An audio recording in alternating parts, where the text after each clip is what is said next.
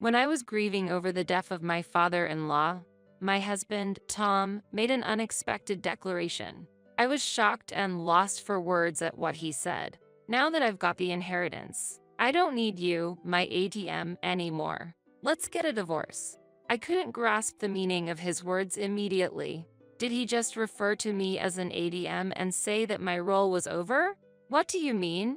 When I asked back, Tom, with a satisfied smile, explained proudly, I got an inheritance of $11 million from my dad.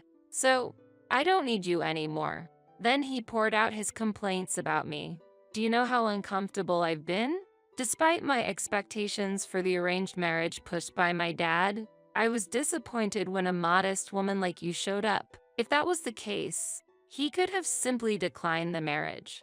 I never forced anything on him, nor did I actively pursue him. Being accused as if I were the perpetrator was unpleasant. Then why did you marry me?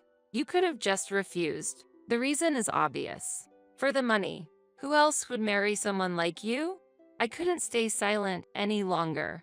Understood. Here, this is the divorce paper.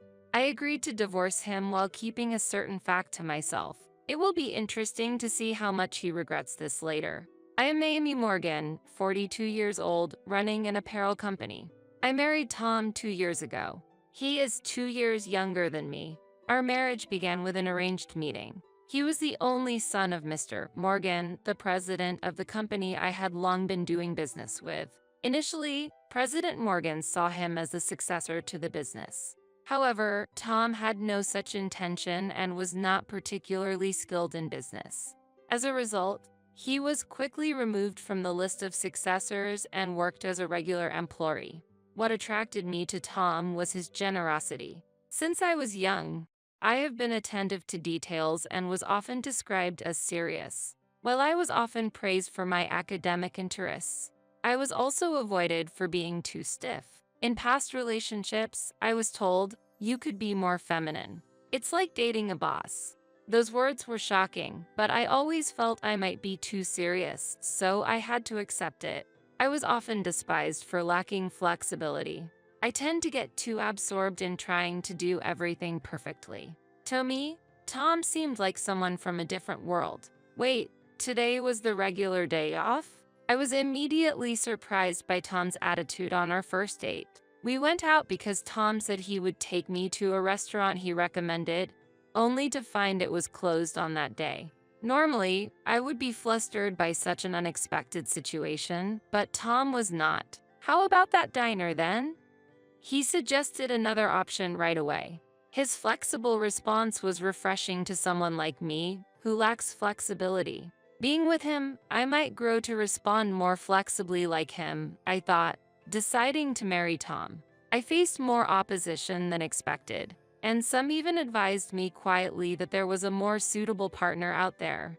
Even President Morgan, my father-in-law, didn't seem very approving. I'm sorry to hand over my son to you. Are you really okay with this? He asked. Back then, I thought, they just don't understand his good qualities. But recently, I've begun to think that maybe they were right. Shortly after we got married, Tom quit his job. He suddenly left his job without discussing it, and when his father and I asked why, he replied as if nothing was wrong. Huh? Amy earns enough, so why do I need to work? This left both his father and me speechless. I wonder why he leaves the responsibility of our finances entirely to me. Later, along with my father-in-law, I tried several times to persuade Tom, but his mindset remained unchanged. Anyway, even if I work, I won't make as much money as Amy does, said Tom, fully expecting to be supported by me, which made me consider divorce even though we had just gotten married. Perhaps if he were in his 20s, his irresponsibility might have seemed somewhat charming. However, the person showing childish behavior in front of me was a man nearing 40. Eventually, we compromised by agreeing that he would take charge of the household chores. Tom's parents had divorced a few years ago, and in the household where Tom lived before the divorce, his mother struggled with household duties. I didn't learn to do household chores because my mom couldn't do anything, He seemed to blame his mother for his inability to do housework. As he said, at first, Tom was utterly incapable of doing household chores. But after patiently teaching him and offering praise, he eventually managed to handle basic tasks. Despite his mediocre skills in housework, Tom was quite pleased with himself. By taking care of the home, I allow you to work outside, so I want some appreciation, he said. When Tom showed his confident profile, I felt a bit irritated, but I knew any inappropriate comments could ruin the progress. Right? I'm genuinely saved by your support, I replied with a wry smile. Though there were frustrating moments, I felt we were getting along fairly well overall. A year after our marriage, a change came into our lives. My father-in-law adopted a child. He's a 9-year-old boy named David, who seemed like any ordinary kid. My father-in-law is a man who doesn't engage in unnecessary actions. When we were alone, I asked him about the sudden adoption. While keeping it a secret, he revealed the reason. David was the son of a subordinate with whom he had a deep friendship. There had been interactions between the families, and for my father-in-law, David was as precious as a grandson. I just want him to be happy. Recently, David's parents died in an accident. They had married almost eloping when they were young, and David had no relatives to turn to. Hence, going to an institution seemed unavoidable. I don't know if David will feel happy living with me, but if he wishes, I'd like to live with him. That's why he decided to adopt David. That's a decision typical of you, sir. Tom and I don't have children, so we have relatively more freedom with our time. Please let us know if you need any help. My father-in-law showed a grateful smile to these words. Fortunately, he sometimes asked for help as I had suggested. We took care of David only when he couldn't return home from work or had unavoidable commitments. Initially, David was somewhat nervous, but he soon became attached to us. He appears to have a very friendly nature. Or perhaps he's trying his best to adapt to the new environment. Contemplating his feelings, I was filled with complex emotions. On the other hand, Tom seemed not to favor this situation much. He hadn't shown much enthusiasm about welcoming David. It's understandable to have mixed feelings about his father bringing an unknown child into the family. But after a thorough discussion with Tom, it turned out he was only concerned about one thing. What's the intention behind adopting? My inheritance might get reduced because of the division. I thought I would have it all to myself. Hearing this, I couldn't hide my surprise. Tom's concern was not about David's feelings, but about the potential reduction in his share of the inheritance. I'll have a talk with Dad. I can't accept this. After making that statement, Tom went to have a direct conversation with his father. When Tom returned, he was in a cheerful mood, contrary to my anxiety. Seeing Tom smile, I cautiously asked, "How did it go?" "It's all good. It won't affect my share." "Really? How come?" I thought that an adopted child would have the same inheritance rights, so I was puzzled by his words. Tom explained with a hint of pride. Dad said he'll have David renounce his inheritance rights. Well, of course. I'm his only son, after all. Considering how much his father loved David, it seemed unlikely that he would leave him with nothing. I felt something was off but couldn't quite put my finger on it. Though I was not convinced, Tom was relieved and happy on his own. Well, if my father-in-law said so, there must be a reason. Anyway, his father was still in his 60s. Worrying about inheritance should be a concern for the future. In fact, there was a higher chance that I would divorce Tom before his father's passing. With these thoughts, I remained relaxed. However, that time came sooner than expected. A year later, my father-in-law passed away in a traffic accident. I hadn't imagined losing him so soon. I had known his father longer than Tom had, and he was a person worthy of respect, both in business and personal life. When I heard the news, I couldn't stop my tears due to the profound sense of loss. With swollen eyes and a headache, I arranged the funeral. Tom was supposed to be the chief mourner, but he appeared to be in a daze, showing no signs of grief. He was probably still in shock from the sudden loss of his father. I had the responsibility to ensure his father's final send-off was done with care, so I endured my tears. During the funeral, it was particularly hard to see David crying, even though I was also deeply hurt. Meanwhile, Tom still showed no tears. At that point, I began to sense something was amiss. Tom seemed restless rather than mournful. Sometime after the funeral, the reason became clear. "Tom, why don't you seem sad about your father's death?" The conversation, which started out of concern for Thomas' lack of tears, led to an unexpected response. "Well, of course, I'm sad, but the joy overwhelms that sadness." Could it be overflowing joy? What? Amy, do you get it? Dad was a company president. It's clear he had assets. How much do you think he left behind? What? It was a merciless revelation. I had noticed his vacant expression, but he had been laughing about the inheritance even before the funeral, without any sorrow for his father's death. No way. How can you think like that? It's obvious. My parents were divorced, and my mother has no right to inherit. I'm the only blood-related child, and since David will renounce his inheritance, well, it all goes to me. How could I not be happy? Tom's face had a restrained smile. Looking at him, I felt an urge to lash out. He was genuinely delighted about his father's passing. Unbelievable. That's heartless. Say what you want. I felt a strong desire to leave the room. But before that, there was something I needed to tell Tom related to David's situation. After my father-in-law's death, it became temporarily my responsibility to take care of David. If the situation remained unchanged, he would eventually be sent to an institution.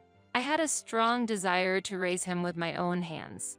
About David, "Oh, you can take him. No problem at all," Tom surprisingly agreed smoothly, which shocked me. He added with a smile, "What you want to do is up to you. You have nothing to do with me anymore." What? At that moment, Tom showed me a piece of paper. It was a green divorce paper. "Why is this here?" His words shocked me, leaving me speechless. "I have an inheritance now, so I no longer need an ATM like you. Let's get a divorce," he said. I couldn't grasp the meaning of his words immediately. Did he just call me an ATM and say that my role was over? "What do you mean?"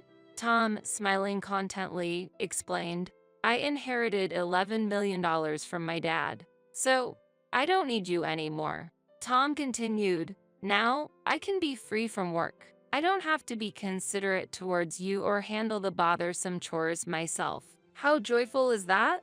While saying this, Tom didn't hide his happiness.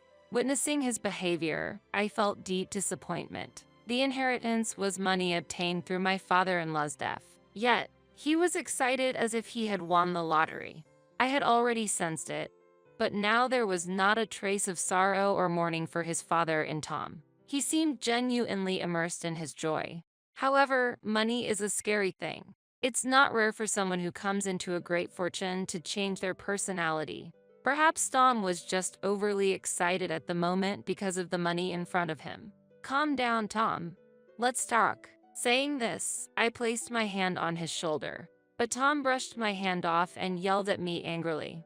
"Shut up, you uptight woman." Uptight? I married you because of my dad's introduction and because you were a female president. I've always felt suffocated around you. It's been hard. Thus, Tom continued to unilaterally express his grievances. "Do you know how uncomfortable I've been?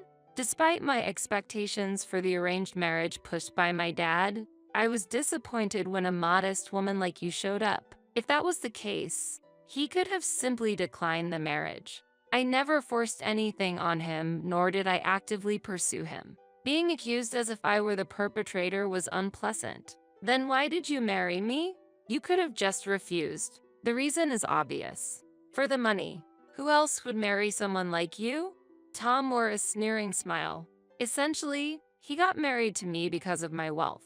Prefacing that it was all in the past, Tom revealed a shocking truth. "Actually, I had a significant amount of debt." "What?" "My dad said if I married you and changed my ways, you would take care of that debt. With such an offer, how could I refuse marriage?" So, Tom never loved me. He married me solely for financial reasons. Well, it wasn't fun, but thanks to you, my debt is cleared. I'm grateful. Seeing Tom laugh loudly and crudely, I made up my mind. I will no longer have any association with him. I also held back the final advice I wanted to give him. It was swallowed in my decision to move on. And so, I quietly began to fill out the divorce papers. My pen moved smoothly, without hesitation. Tom seemed a bit surprised by my decisiveness to go through with the divorce. Are you really going through with the divorce? Yes, this is the completed divorce paper. After completing the form, I felt a certain sense of fulfillment. Now we are strangers to each other, right? Now it doesn't matter what happens.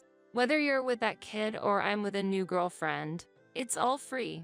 Seeing Tom happy, I at least understood that he hadn't been unfaithful during our marriage. I had no suspicions, but that was one point in his favor. If you're this happy, maybe we should have gotten divorced earlier. I had no choice. I needed the money.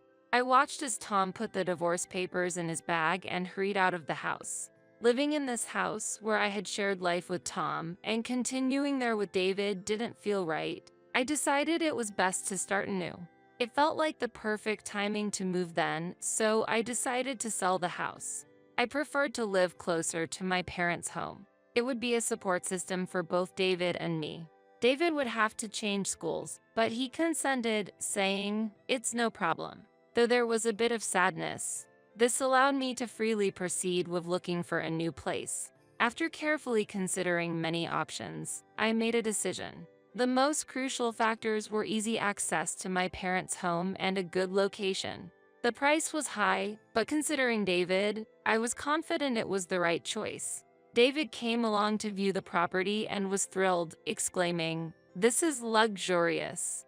The rooms were spacious, and the interior had a thoughtful design.